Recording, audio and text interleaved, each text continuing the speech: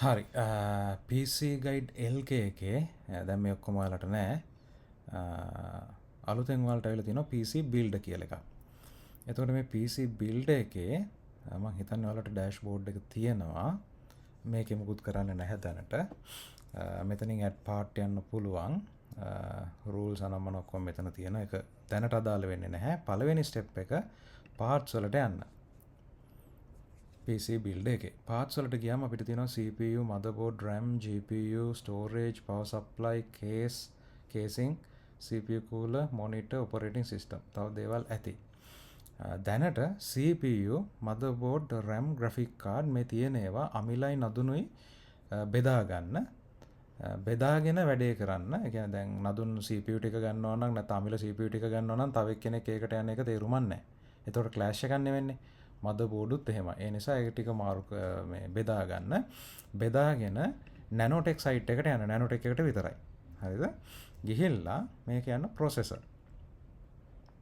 Processor එකේ දාගන්න in stock දාලා සාමාන්‍යයෙන් ලක්ෂයට අඩු තියාගන්න. ලක්ෂයට අඩු in stock දාලා AMD එකෙන් 5යි Intel එකෙන් 5යි. අන්න එහෙමයි දාන්න ඕනේ. එතකොට i5 i7 ඔය i3 ඒ වගේ දැන් හිතන්නකෝ Intel වල තියෙනවා processors එකම ජාතියෙන් තුනක් 14400 F එකක් තියෙනවා 58000යි 14400ක් තියෙනවා ඔන්න ඔහොමත් තියෙනවා.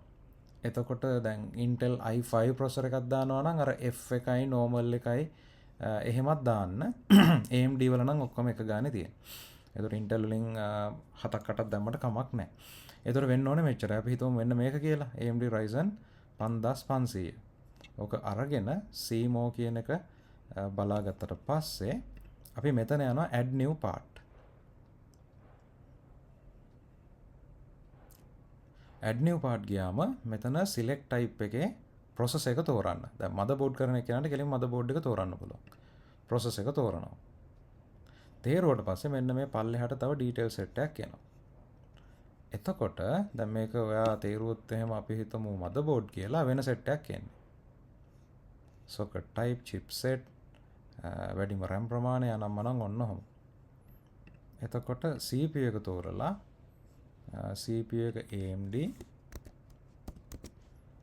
ඊට පස්සේ model එක මේව මෙතනින් copy කරලාම ගන්න. Ryzen 5 5500 ඊට පස්සේ මෙතන description එකක් දානවා නම් generate කරලා දාන්න ඒක අත්‍යවශ්‍ය නැහැ. ඊට පස්සේ socket type එක තියෙනවා. එතකොට socket type එක මේක ඇවිල්ලා CPU socket type එක AM4. AM4. එතකොට මේව පුරවන ඒවා අනිවාර්යෙන් එක ගානටම තියෙන්න ඕනේ. දැන් අනිත් එකේ socket AM4 කියලා දාන්න බෑ. ඒ නිසා ඒක දාන එක බලන්න. ඊට පස්සේ TDP එක 65 watts. thermal design power. මේක site එකේ නැත්තම් අනිවාර්යයෙන්ම Google කරලා ගන්න පුළුවන්. 65යි. ඊට පස්සේ RAM type supported. මෙතන අපිට බලන්න පුළුවන් RAM type එක DDR4. පොඩ්ඩක් හොයන්න වෙයි. එකක් දෙකක් හොයාගත්තට පස්සේ හරි. දැන් DDR4 කියලා ගහනවා නම් space තියලා 4 ගහන්න එපා. ඊට පස්සේ RAM එකේ max speed එක support කරන 3200යි. මෙතනින් බලන්න පුළුවන්. මෙතන නැත්තම් අනිවාර්යෙන් web එකේ ඇති. 3200යි. ඊට පස්සේ course ගාන. මෙතනින් බලන්න පුළුවන්. course 6යි threads 12යි. course 6යි threads 12යි. Intel වල මෙහෙම දෙකක් එන්නේ නැහැ. සමහරට course 14යි threads 16යි එහෙම එන්නේ. ඊට පස්සේ base clock boost clock මෙතනින් ගන්න පුළුවන්. 3.6යි 4.2යි. 3.6යි 4.2යි. ඔන්නෝව හරියට බලලා ගන්න. ඊට පස්සේ integrated GPU එකක් තියනවාද? Ryzen 5 එකේ මම හිතන්නේ නැහැ. ඊට පස්සේ PCIe version එක මම හිතන්නේ මේක 4. ඒක හොයලා දාන්න වෙයි මෙයාලගේ PCIe version එකක් දාලා නැහැ. ඔය විදිහට දාලා මේක save part කරන්න.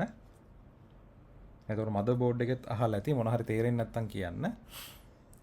එතකොට ඔන්න ඔය විදිහට අපිට parts ටික add කරන්න පුළුවන්. ඊට පස්සේ price එක අවුලක් නැහැ. price එක අපි පස්සේ add කරමු. මම මේ දැනට test කරනවා. දැනට මෙහෙම කරන්න. හැම එකෙන්ම 5 ගානේ දාන්නකො දෙන්නම. ප්‍රශ්නයක් නැහැ.